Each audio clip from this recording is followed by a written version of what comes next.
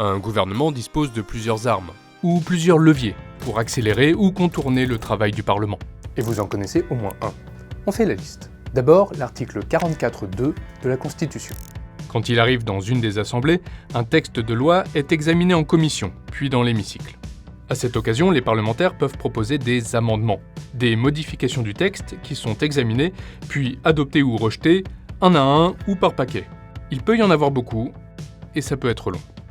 Et le 44.2 permet au gouvernement d'accélérer ça, en refusant l'examen des amendements qui auraient été déposés après l'examen en commission.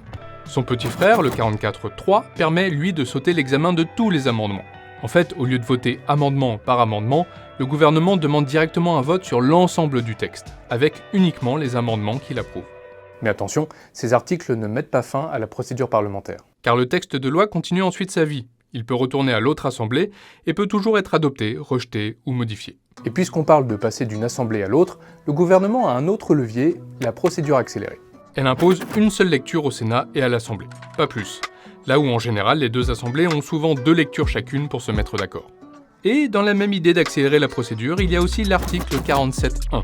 Dans le cas spécifique d'un projet de loi de financement de la sécurité sociale, il force l'Assemblée nationale à se prononcer sur le texte dans un délai de 20 jours. Faute de quoi, le texte passera automatiquement au Sénat, qui lui disposera de 15 jours pour se prononcer. Et enfin, le plus connu, l'article 49.3 de la Constitution.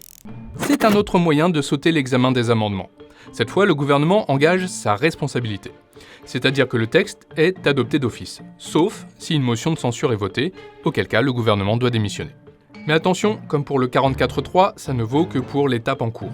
Le texte peut là aussi continuer son parcours dans l'autre assemblée et revenir.